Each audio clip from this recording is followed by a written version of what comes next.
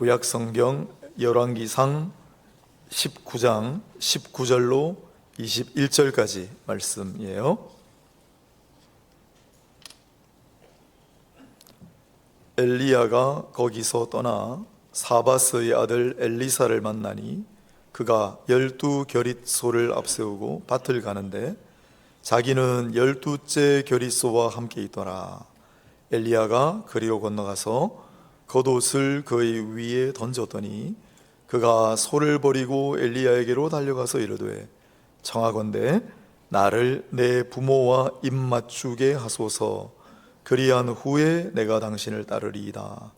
엘리야가 그에게 이르되 돌아가라. 내가 네게 어떻게 행하였느냐 하니라. 엘리사가 그를 떠나 돌아가서 한 겨릿소를 가져다가 잡고 소의 기구를 불살라 그 고기를 삶아 백성에게 주어 먹게 하고 일어나 엘리야를 따르며 수종 들었더라. 아멘. 감사합니다. 오늘은 열왕기상 구약의 말씀을 본문으로 제자도의 삶이라는 제목으로 말씀을 증거할 텐데, 제자도에 관한 이야기지만 오늘 설교의 주제는 가족입니다. 오후 예배도 가족 이야기입니다.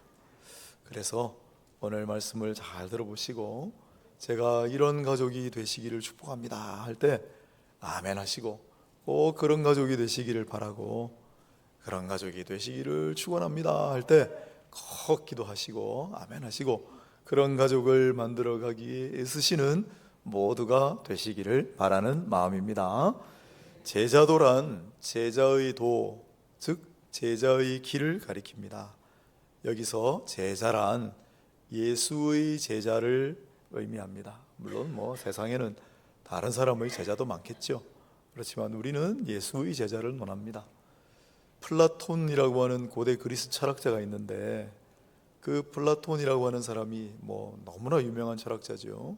지금까지도 그 사람을 넘어설 만한 철학자가 없는데, 그분이 오래전 인물입니다. 4가지를 감사한다고 한 적이 있습니다.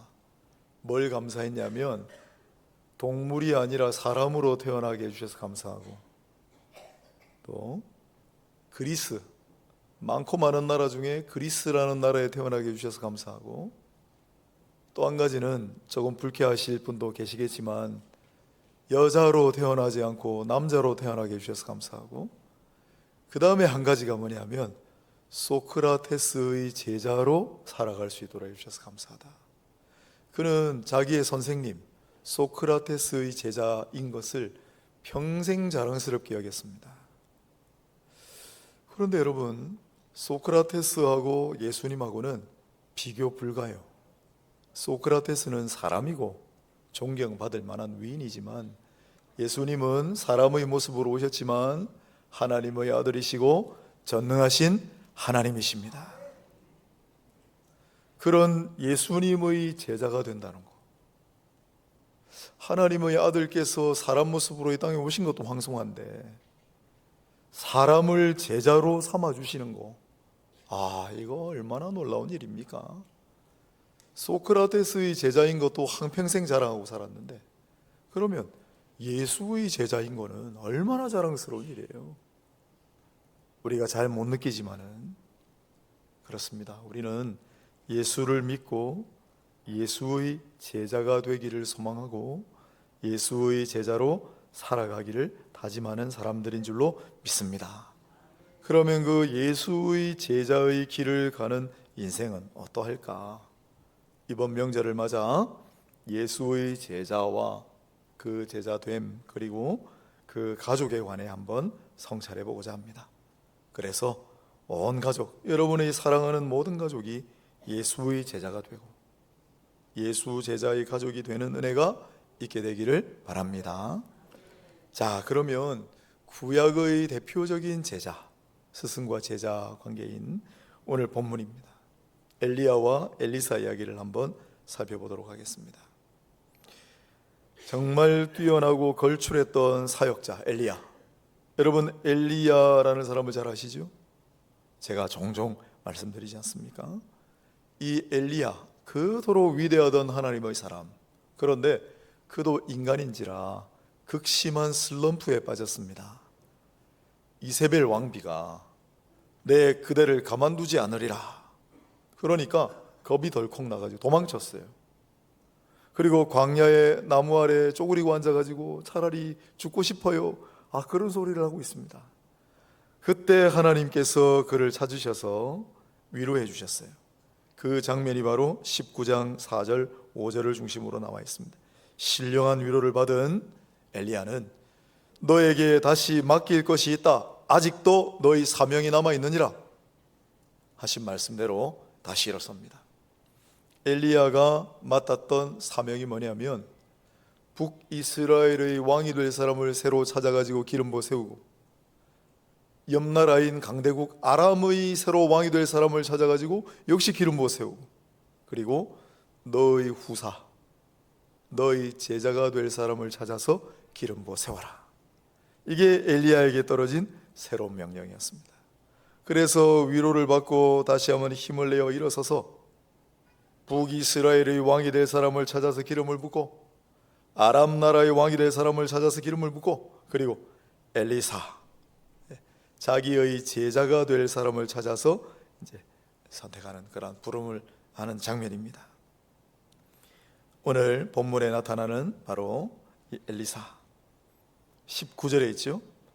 이 엘리사라고 하는 사람은 그러면 어떤 사람일까 한번 살펴보겠습니다. 몇 가지 단서를 말씀에 담아 두었는데, 먼저는 사밧의 아들이라는 말이 중요합니다. 아버지 이름이 사밧입니다. 범상치 않은 이름입니다. 16절에도 보세요. 거기도 사밧의 아들도 나옵니다. 굳이 아버지 이름을 두 번씩이나 반복하는 이유가 뭐겠습니까? 사밧이라는 말이 우리 여호사밧 왕을 알잖아요. 찬양과도 관련이 있는 여호사밧, 사밧이나 이 사밧이나 같은 말인데, 사사기에 재판관, 사사, 지도자잖아요. 똑같은 말입니다. 즉, 이 엘리사의 아버지는 범상치 않은 이름을 소유한 범상치 않은 가문의 지도자였다라는 사실을 추정해낼 수 있습니다. 뿐만 아니라 밭을 가는데, 농사를 짓긴 하는데 12째 결의소, 12결의를 앞세우고 그럽니다. 12이라는 숫자를 강조합니다. 결의는 소 2마리가 들어갈 수 있는 농기구입니다. 따라서 12결의의 소는 총 24마리의 소를 의미하고, 밭 농사하는데 24마리의 소를 동원하는 거농입니다. 부잣집이라는 뜻입니다. 여러분, 유력한 가문이고 부잣집의 상속자가 엘리사예요.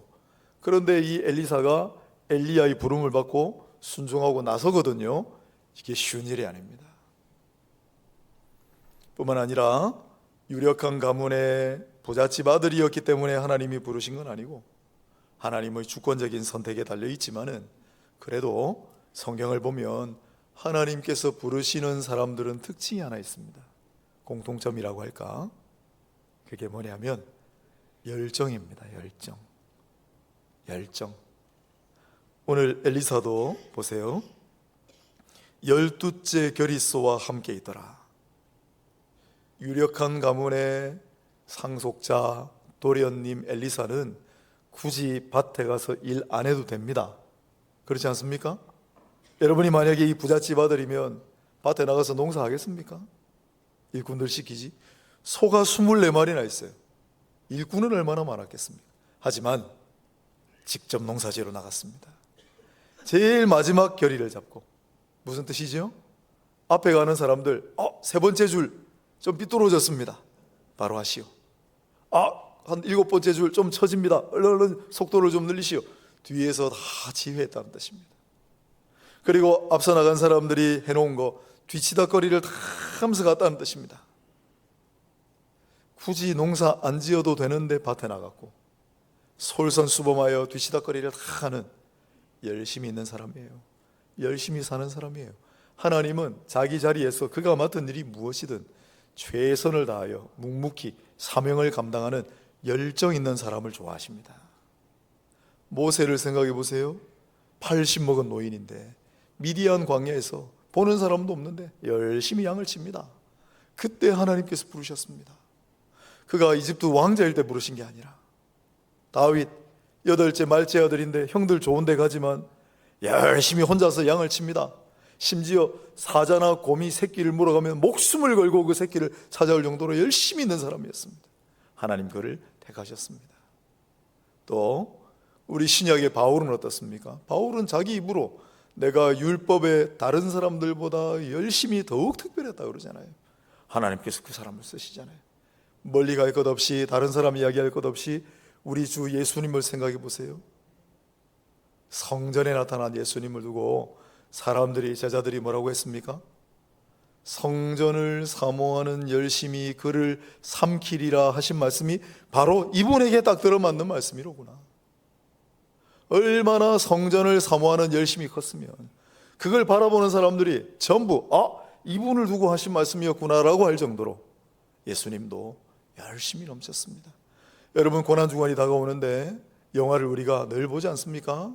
다 보든 조금씩 보든 패션 오브 크라이스트, 우리말로는 그리스도의 고난인데 패션이란 단어가, 우리 옷 입고 다니는 패션 말고 패션이라는 단어, P로 시작하는 단어가 고난이라는 뜻도 있지만 열정이라는 뜻도 있습니다. 고난과 열정이 같은 단어예요. 아니, 어떻게 고난하고 열정이 같을 수 있는가? 그건 예수님을 보면 됩니다. 그리스도의 고난, 그리스도의 열정. 우리 주님은 이 땅에 사람 모습으로 오셔서 그렇게 안 하셔도 돼요. 뭐하러 하나님의 아들이 이 땅에 사람 모습으로 오십니까? 만일 100번 양보해서 사람 모습으로 오셔야 한다고 해도 여기서 그렇게 열심히 하실 필요가 없는 분이에요. 열심을 받으셔야 될 분인데도 불구하고 사람 모습으로 오셔서 최선을 다해, 열심을 다해, 열정적으로 사역하셨습니다. 우리는 예수를 믿고 예수를 따르기로 작정하는 사람들이 아닙니까? 우리 주인이신 예수님도 그토록 열심을 가지고 열정적으로 사셨는데 우리도 마땅히 그러해야 하지 않겠습니까? 사랑하는 여러분이요, 우리가 어느 영역에서 무엇을 하고 있든, 심지어 설거지를 하나 하더라도 그 자리에서 최선을 다하여 열심을 가지고 열정적으로 하나님을 섬기듯이 각양 일을 감당하시는 모두가 되시기를 바랍니다. 그럴 때 하나님께서 부르십니다. 사랑하는 누구누구야, 사랑하는 누구누구야, 내가 너를 택하였노라.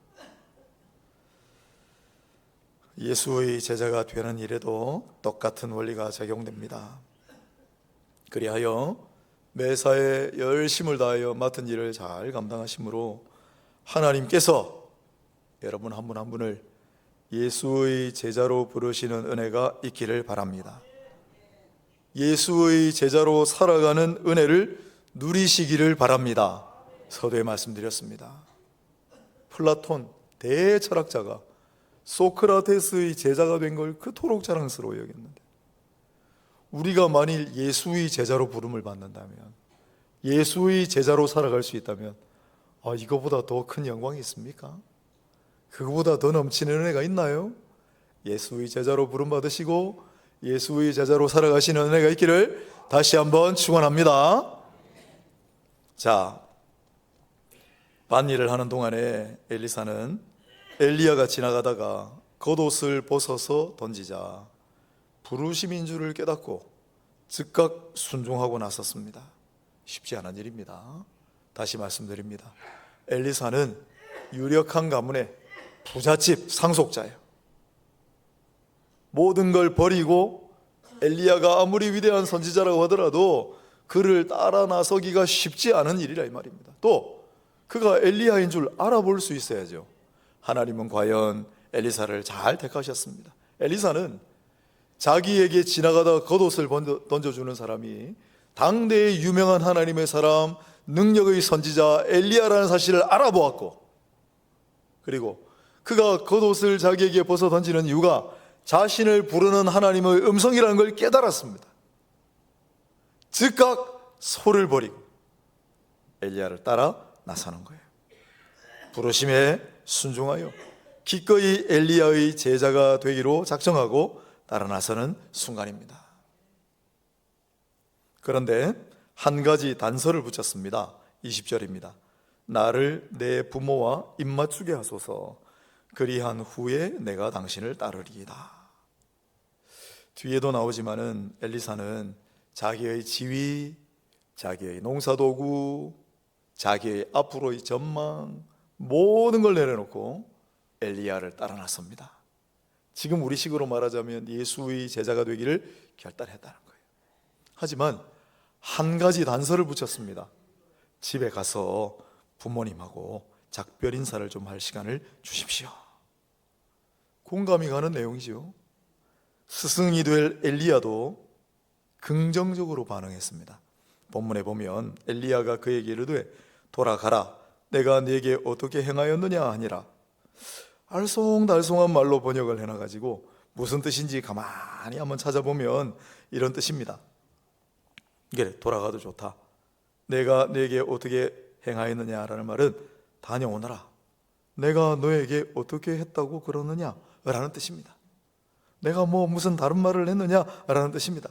그 후에 엘리사는 부모님을 찾아가서 아마도 자초지종을 말하고 작별 인사를 나눈 다음에 스승의 뒤를 쫓지 않았겠습니까? 그런데 이 본문이 오늘 핵심인데 중요한 이유가 신약 성경에 굉장히 비슷한 상황이 나오기 때문이에요. 그것도 예수님과 그 예수님의 제자가 되기를 원하는 사람 사이에 이루어진 대화에 있습니다. 누가복음 9장 62절 63절을 보면 예수님을 따라서 내가 당신의 제자가 되겠습니다 라고 나서는 사람들이 몇 명 있는데 그 중에 한 사람이 이렇게 얘기합니다. 주여, 내가 주를 따르겠나이다마는 나로 먼저 내 가족을 작별하게 허락하소서. 비슷하잖아요? 예수님이 허락하셨을까요? 허락 안 하셨을까요? 허락하지 않으셨습니다. 그러면서 하신 말씀이 손에 쟁기를 잡고 뒤를 돌아보는 자는 하나님의 나라에 합당하지 아니하니라 하시니라. 분명히 비슷한 상황이에요. 엘리사도 집에 가서 부모님 가족하고 작별 인사 좀 하게 해주시오. 이 제자도 제자가 되기를 원하는 사람도 집에 가서 작별 인사 좀 하게 해주십시오. 그런데 엘리야는 허락했는데 왜 예수님은 허락하지 않으셨을까? 이걸 어떻게 해석하시겠습니까?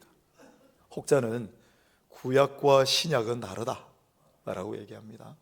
그러나 찬성할 수 없습니다. 구약도 하나님 말씀이고 신약도 하나님 말씀이에요. 혹자는 엘리야와 예수를 어떻게 비유할 수 있느냐? 엘리야의 제자가 되는 건 그 정도 허락하지만 예수의 제자가 되는 건 그건 허용이 안 되는 일이다. 위대하신 분 하나님의 아들을 따르는데 그럴 시간이 어딨냐? 그렇게 주장하시는 분도 있지만 사실 잘 충분히 납득이 되지 않습니다. 그러면 왜 이게 다를까? 왜 이게 다를까? 한번 생각해 보셨습니까? 묵상하고 제가 여러 자료를 찾아보고 한 끝에 이런 결론에 도달했습니다. 핵심이 어디 있냐면 예수님 하신 말씀에 손에 쟁기를 잡고 뒤를 돌아보는 자는입니다. 그러면 엘리사는 어떻습니까? 엘리사는 손에 쟁기를 잡고 뒤를 돌아보고 있나요? 아니요. 엘리사는 엘리야가 부르자마자 즉각 순종하고 소를 버리고 예수님의 제자가 되기를 자청하는 우리식으로 말하면 그런 모습을 보여줍니다. 결연한 의지, 단호한 태도, 그리고 부모님에게 가서 작별 인사를 하고 그 다음에 어떻게 했습니까? 아끼던 소를 잡아서 잔치를 배설하고 자기 손에 익은 농기구를 다 불살라 버렸습니다. 다시는 돌아가지 않겠다. 나는 이 제자의 길을 가리라. 다시는 돌아올 일이 없다. 결연한 의지, 단호한 태도. 그러나 예수님의 제자가 되기를 자청하고 온 사람은 예수님께서 말씀하시잖아요. 너는 여전히 손에 쟁기를 잡고 뒤를 돌아보고 있구나. 그러면 내 제자가 되지 못한다. 그 차이입니다. 또 하나 중요한 이야기가 여기 있습니다. 가족 이야기입니다. 여러분, 엘리사가 엘리야의 제자가 되기 위하여 하나님 부르심에 즉각 순종했는데 왜 부모님에게 작별 인사하러 갔다고 생각하세요? 저는 이걸 이렇게 생각합니다. 자신은 하나님의 부르심 받은 자로 제자의 길을 이제 떠날 테지만 가족은 어떻게 해요? 가족에게도 자초지종을 설명하고, 그래서 그 가족도 거기에 동의하고 그 가족도 하나님을 섬기는 가족이 되도록 했다. 나는 그래 봅니다. 그걸 동의하고 그래서 환송하잖아요. 여러분, 예수 가족이라는 말 잘 유념해 들으셔야 됩니다. 저는 이번 명절을 맞아 오늘 보니까 우리 어머니 아버님들 따라서 오신 자녀들 많이 계신 것 같은데, 오늘 여기 모이신 모든 분들, 모든 가정을 향하여 제가 축복합니다. 예수 가족이 되시기를 바랍니다. 예수 가족이 되세요. 예수 가족이 되세요. 예수를 구심점으로 다 예수 믿는 가정이 되시기를 축복합니다. 물론 오랜 세월 동안 기도하고 목사님 몇십 년 동안 기도했는데 아직도 몇 사람 남았습니다 하는 분들 많이 계신 거 압니다. 저도 그렇습니다. 그러나 실망하지 마시고 낙심하지 마시고 포기하지 마시고 기도하고 나아가다 보면 반드시 때가 이를 줄로 믿습니다. 우리의 목표는 예수 가족이 되는 거예요. 예수 가족.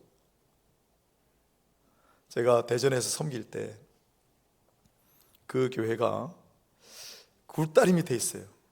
왜 그렇게 가난한 사람들, 불쌍한 사람들만 모였는지. 그리고 1km도 안 떨어진 곳에 대전중앙교회라는 큰 교회가 있습니다. 거기는 옛날로 말하면 고관 대작들이 다 다녀요. 청년들도, 제가 섬기던 교회는 청년들 다 열등감에 젖어 있고 막 고만고만해요. 뭐 카이스트 다니고 막 좋은 대학 다니는 애들은 전부 대전중앙교회에 다 있어요. 제가 두 교회를 그 동네 이사 가가지고 이렇게 살펴보다가 어느 쪽으로 갔겠습니까? 제가 이쪽으로 갔죠. 그래서 나중에 사역을 하게 되고 이 청년들에게 힘과 꿈과 용기를 좀 고취시키느라고 많은 걸 했습니다. 데리고 북한산도 올라가 보고 찬양대회도 한번 해보고. 그런데 그때 저를 힘들게 하던 사람들이 있었어요. 그게 누구냐면 예수 가족이요. 무슨 뜻이냐면 대전중앙교회 청년부 공동체 별명이 예수 가족이에요. 밖에 나가면 항상 만나요. 예수 가족. 예수 가족을 입에 달고 살아요. 우리 예수 가족, 우리 예수 가족. 거기는 아이들도 반짝반짝하고 찬양대도 거기는 화려하고 모든 게 풍족하고, 우리는 거기에 비하면 아이들이 뭔가 좀 힘이 없고 열등감에 젖어 있고 늘 나가서 예수 가족, 예수 가족 하니까 제가 부럽기도 하고 시기 질투도 되고 그랬어요. 회개하고 뉘우칩니다. 그 예수 가족이라고 하는 정신을 심어놓고 간 분이 지금 서울에서 사역 잘하고 계시는 백금산이라는 목사님이에요. 제가 깜짝 놀란 게 이 백금산 목사님이 대전중앙교회 한강 이남의 최고교회라 그랬습니다. 거기서 통합 합동이 분열된 단초를 만드는 역사도 일어났고 그랬습니다. 엄청나게 큰 예배당이 있어요. 그 대전중앙교회 백금산 목사님이 오셔서 예수가족 정신을 심어놓고 가셨다. 그리고 본인도 서울 올라가서 교회를 세우셨는데 그 교회 이름이 뭐게요? 예수가족교회예요. 이분은 처음도 예수가족, 지금도 예수가족, 앞으로도 영원히 예수가족. 이분의 머릿속, 마음속에는 예수가족이 또렷이 새겨져. 그리고 이분은 진심이구나. 그래 제가 회개했고, 그 다음에 이분의 마음과 가는 길이 나와 같구나라는 걸 느낀 게, 이분이 예수가족 교회를 하시면서 세운 출판사가 하나 있는데 그 출판사 이름이 부흥과 개혁사예요. 개혁과 부흥이 같이 가야 한다. 부흥과 개혁이 함께 할 수 있다. 그게 제 지론인데, 저하고 같은 결 가진, 저하고 같은 길을 가고자 하는 분입니다. 예수가족. 예수가족. 여러분, 예수가족이 되십시오. 모든 가족들이 전부 예수 이름 안에 하나가 되어서 다 예수 믿고 다 예수 믿고 은혜 받고 영생 얻는 그러한 예수의 가족들 다 되시기를 축복합니다. 엘리사가 가족들에게 간 거는 난 그 이유밖에 없다 생각해요. 그건 예수님 말씀하고도 다 일치합니다. 여러분, 제자도에 관한 말씀을 예수께서 많이 해주셨는데 마태복음을 보면 10장, 16장, 20장에 3번 나오고 누가복음에는 9장, 14장에 주로 나옵니다. 어떤 내용들입니까? 제자의 길, 예수 제자의 길은 어떤 길입니까? 우리가 알만한 구절들을 대볼까요? 자기를 부인하고 날마다 제 십자가를 지고 나를 따를 것이니라. 아버지나 아들, 딸이나 형제, 자매를 나보다 더 사랑하는 자는 내 제자가 되기에 합당하지 아니하고 너희 목숨까지도 미워하지 아니하면 내 제자가 능히 되지 못하리라. 너희 모든 가진 소유를 다 버리지 아니하면 능히 내 제자가 되지 못하리라. 이게 제자도예요. 이게 제자도예요. 이게 제자의 길이에요. 엘리사는 과연 소중한 소 또한 자기 집안 모든 걸 다 내려놓고 기꺼이 제자의 길을 따라 나섰습니다. 그러면 여러분 그 가족은 어땠을지 한번 생각해 보세요. 과연 잘했다 축복했을까요? 여러분 이 당시에 엘리야의 뒤를 따라 나서는 제자의 길은 어땠을까요? 당시에 엘리야는 능력 있는 종으로 정말 이스라엘이 유명한 사람이었지만 지금 살해 협박을 받고 있는 중입니다. 눈에 뜨이면 가만두지 않겠다. 갈 데가 없어요. 망명객의 신세입니다. 엘리야의 뒤를 따라 나서는 길은 그런 길이에요. 아니 여기 있으면은 유력한 가문에 많은 재물이 있는 부잣집 상속자가 돼가지고 정말 잘 살 수 있는데 여기서도 좋은 일 하고 살 수 있잖아요. 그런데 굳이 그 길을 따라 나서야 하는가? 가족들이 말리는 사람은 없었을까요? 그런데 놀라운 점을 발견합니다. 그것이 바로 21절인데 엘리사가 그를 떠나 돌아가서 한 교리소를 가져다가 잡고 소의 기구를 불살라 그 고기를 삶아 백성에게 주어 먹게 하고 일어나 엘리야를 따르며 수종들었더라. 여러분 배를 불살르고 강을 건넌다라는 고사성어가 있어요. 옛날 초나라 진나라 때 춘추전국 시대 고사인데 초나라 항우 있잖아요. 항우장사. 항우가 진나라하고 전쟁할 때 역부족이었거든요. 그때 황하 강을 건너고 자기들이 타고 온 배를 다 불살라 버렸습니다. 취사도구도 다 부숴버렸어요. 양식도 3일치만 남겼습니다. 그리고 군사들에게 이렇게 얘기하는 거예요. 지금 이제 우리는 먹을 거 3일치밖에 없다.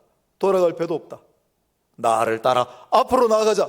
그래서 진나라와 싸워 이겼어요. 그 고사성어가 강을 건너고 배를 불살른다라고 하는 제압분주라는 고사성어인데 동서양에 서로 연락하지 않았을 텐데 16세기에 남미에 도착했던 스페인 사람들도 똑같은 일을 벌였습니다. 몇 명 안 됐는데 타고 온 배를 다 불살라 버렸어요. 우린 돌아갈 데 없다 이제. 죽이 되든 밥이 되든 여기서 해결해야 된다. 그래서 그 소수의 스페인 군사가 남미 그 광활한 대지에 수많은 사람들을 정복한 거예요. 그 선배가 바로 엘리사입니다. 자기 손에 익은 농기구를 다 불살라 버렸습니다. 나는 다시 돌아갈 거 없다 이제. 아끼던 소도 잡아서 잔치를 배설했습니다. 결연한 의지, 단호한 태도, 나는 이 길을 가리라. 다시 돌아서지 않으리라. 이게 제자의 길이에요. 그런데 그 가족이 참 대단하다고 생각합니다. 왜냐하면 소를 잡아다가 백성에게 주어 잔치를 벌였잖아요. 부모님의 허락 없이는 일어날 수가 없는 일입니다. 온 집안 사람들이 돕지 않았으면 일어날 수 없는 일입니다. 결론입니다. 무슨 뜻이냐? 엘리사가 이 길 가는 거 때로는 목숨의 위협을 받을 수도 있고 험난한 이 길을 가족들이 다 축복해 줬다는 거예요. 엘리사야, 너가 가는 이 제자의 길 우리는 비록 몸은 못 가지만은 마음으로는 동참하겠다. 그들은 제자 가족이 되었을 거라고 생각합니다. 그런데 예수님 앞에 나가온 이 사람은 쟁기를 잡고 여전히 뒤를 돌아보는 사람이에요. 저는 예수님께서 이 말씀을 하실 때 분명히 엘리사를 염두에 두고 하셨을 거라고 확신합니다. 엘리사를 생각해 보라. 그는 쟁기를 잡고 뒤를 돌아보지 않았다. 쟁기를 잡고 뒤를 돌아보는 게 뭡니까? 쟁기를 다 불살라 버렸는데, 그리고 가족들을 설득하여 그 온 가족이 제자가 되어 함께. 그런데 이 사람은 쟁기를 잡고 여전히 뒤를 돌아보고 있으니 집에 가면 어떤 일이 벌어졌겠어요? 부모님이 절대 안 된다. 엘리야 유명한 사람을 따라 나서는 일도 위험천만했는데 나사렛 출신의 시골 목수의 뒤를 따라 나선다? 그 누가 찬성했겠어요? 가족들이. 그리고 본인도 지금 망설이는 것 같아. 그럼 다 반대하죠, 가족들이. 그렇기 때문에 예수님께서 아예 너는 안 된다라고 말씀하신 겁니다. 누구든지 형제와 처자와 부모를 미워하지 않으면 능히 내 제자 되지 못한다고 그랬는데, 저는 그 말씀을 부모와 처자와 형제를 미워하라는 말씀으로 받지 않습니다. 모든 가족이 다 내 제자가 되게 하라 라는 말씀으로 봤습니다. 온 가족이 나를 따르라. 너가 예수의 제자가 되고 너희 가족들도 다 예수 제자의 가족이 되게 하라는 말씀으로 봤습니다. 그러면 미워할 일이 없고 예수보다도 그들을 사랑할 일이 없습니다. 그래서 오늘 제가 여러분에게, 여러분의 가정에 축복하는 두 번째 메시지, 더 중요한 메시지는 이것입니다. 부디 모든 가정들이 예수 제자 가족들 되시기를 바랍니다. 아멘. 예수 제자 가족이 되십시오. 무슨 뜻입니까? 예수를 단순히 믿는 차원에 머물지 말고 예수의 제자가 되려면 어떻게 해야 돼요? 자기를 부인하고 십자가를 지고 또한 자기의 목숨까지도, 자기의 모든 소유까지도 기꺼이 주를 위해 내어놓을 수 있는 사람, 예수의 제자, 그리고 그 예수 제자의 가족.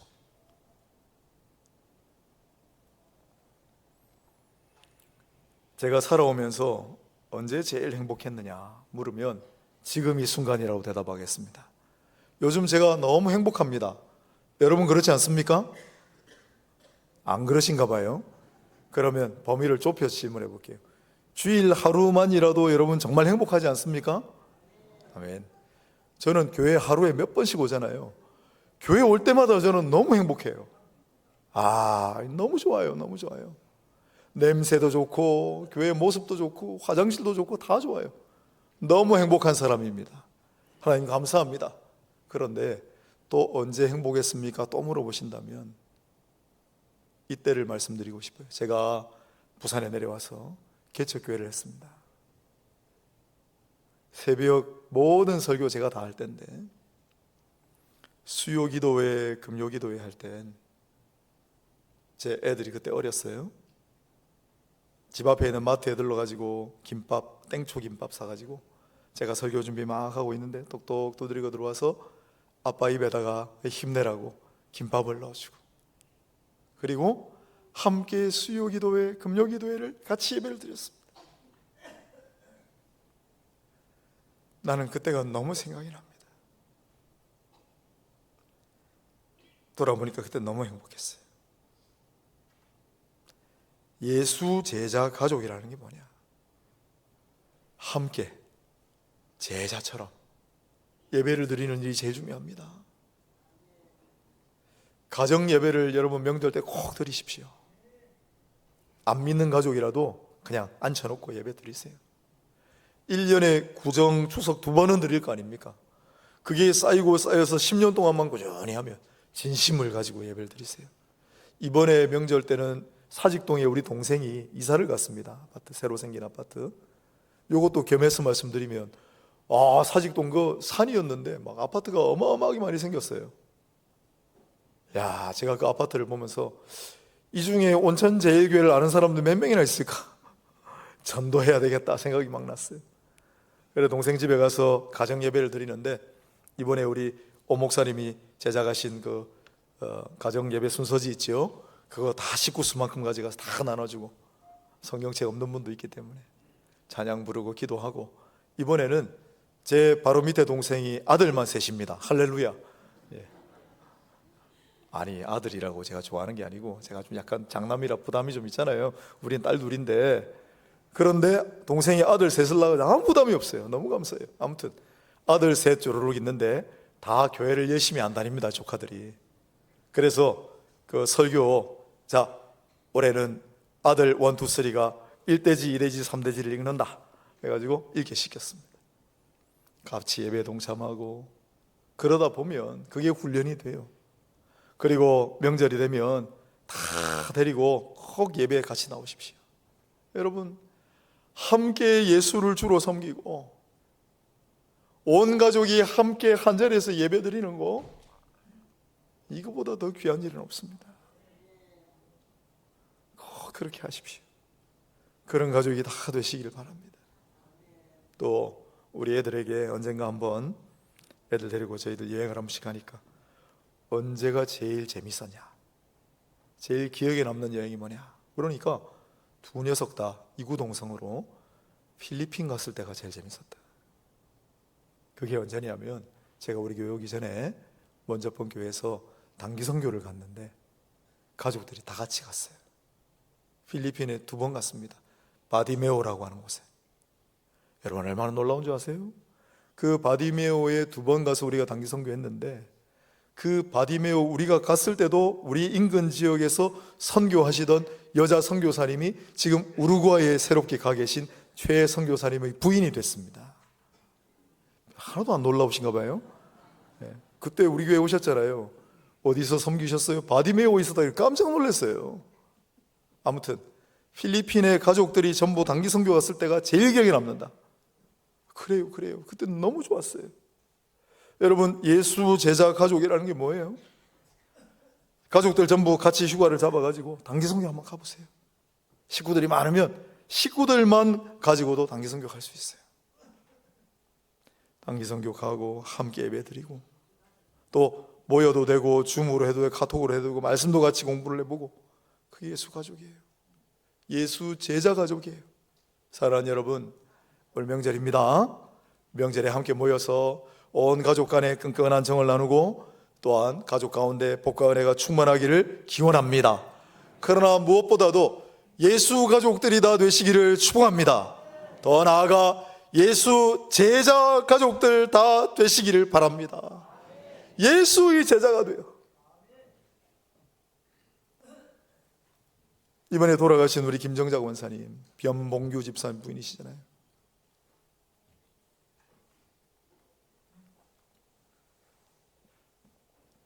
따님 가정이 목회자 가정입니다. 여기 금정구에 개척하셨어요. 사회가 목사입니다. 오늘 아마 예배 집례하시고 오후에 오실 텐데 고 김정자 원사님, 변봉규 집사님 신방 가서 같이 예배드리면 남다른 데가 있습니다. 목회자 자녀를 둔 가정에 가서 예배를 드리면 남다른 게 있습니다. 왜? 똑같아요. 그분들도 목회자의 심정으로 사시는 거예요. 목회자라고만 유달리 다를 게 있습니까? 예수의 제자의 길을 걸어가는 사람의 가족은 예수의 제자의 삶을 똑같이 사는 거예요. 아니, 살아야 합니다. 사랑하는 여러분, 부디 예수 제자가 다 되시고 그리고 모든 가족들도 다 예수 제자 가족이 되셔서 예수의 제자로 살아가시는 모두가 되시기를 주의 이름으로 축복하고 축원합니다.